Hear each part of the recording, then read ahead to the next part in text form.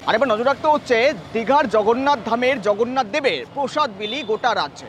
মুখ্যমন্ত্রীর নির্দেশ মতোই গোটা রাজ্যে প্রসাদ বিলি শুরু আজ থেকেই। এমনই ছবি দেখা গেল এবার উত্তরবঙ্গের উত্তর দিনাজপুরের রায়গঞ্জের ছবি। রায়গঞ্জের বিভিন্ন ওয়ার্ডে ইতিমধ্যেই প্রসাদ বিলি করা হলো। উপস্থিত ছিলেন রায়গঞ্জ পৌরসভার পৌর প্রশাসক সন্দীপ বিশ্বাস সহ স্থানীয় কাউন্সিলররা এবং যারা ওয়ার্ডবাসী রয়েছেন তারাও উপস্থিত ছিলেন এবং রীতিমতো জগন্নাথ দেবের প্রসাদ পেয়ে খুশি আনন্দিত এলাকাবাসীরা ওয়ার্ডবাসীরা। ছবি দেখাচ্ছি আপনাদের সামনে। দীঘার জগন্নাথ মন্দিরের প্রসাদ বিলি গোটা রাজ্যে সরকারের উদ্যোগে রেশনের মাধ্যমে দক্ষিণ এবং উত্তরবঙ্গের প্রতিটি জেলার মানুষের কাছে পৌঁছে যাবে এই প্রসাদ। তথ্য এবং সংস্কৃতি দপ্তর এবং খাদ্য দপ্তরের যৌথ উদ্যোগে এই বন্টন প্রক্রিয়া শুরু হলো 20 জুন থেকে। রায়গঞ্জের বিভিন্ন ওয়ার্ডে শুরু হলো প্রসাদ বিলি। এদিন প্রসাদ বিলি অনুষ্ঠানে উপস্থিত ছিলেন রায়গঞ্জ পৌরসভার প্রশাসক সন্দীপ বিশ্বাস সহ স্থানীয় কাউন্সিলররা। দীঘার জগন্নাথ দেবের প্রসাদ পেয়ে আনন্দিত এলাকাবাসীরা।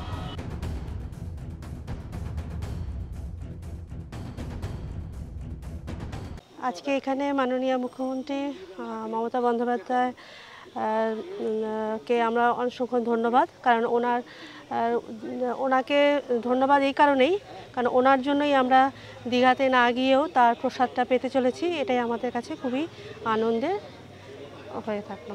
আপনারা জানেন 27 তারিখ রথযাত্রা উৎসব অনুষ্ঠিত হবে, তারই আগে আজ 20 তারিখ, এই 20 তারিখ থেকে আমাদের বাংলার ঘরে ঘরে আমাদের ফুড অ্যান্ড সাপ্লাই ডিপার্টমেন্টের উদ্যোগের মধ্যে দিয়ে দুয়ারে রেশনের পদ্ধতির মধ্যে দিয়ে আমরা জগন্নাথ দেবের এই মহাপ্রসাদ আমরা বিতরণ করব সমস্ত মানুষের ঘরে ঘরে।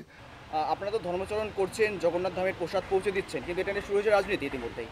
বিরোধী শিবির বলছে স্থানীয় দোকান থেকে প্রসাদ কিনে বিতরণ। একদম বাজে কথা। আমাদের ছবি গতকালকে আমি কোঅর্ডিনেটর গ্রুপে পোস্ট করে দিয়েছি যে আমাদের যে ক্ষীর পাঠিয়েছিলেন ম্যাডাম চিফ মিনিস্টার আমাদের জগন্নাথ দেবের মন্দির থেকে যে পাঠিয়েছিলেন, সেই ক্ষীর প্রত্যেকটা জেলায় জেলায় গেছে। তারপর সেই জেলা থেকে ক্ষীর ডিস্ট্রিবিউট করা হয়েছে।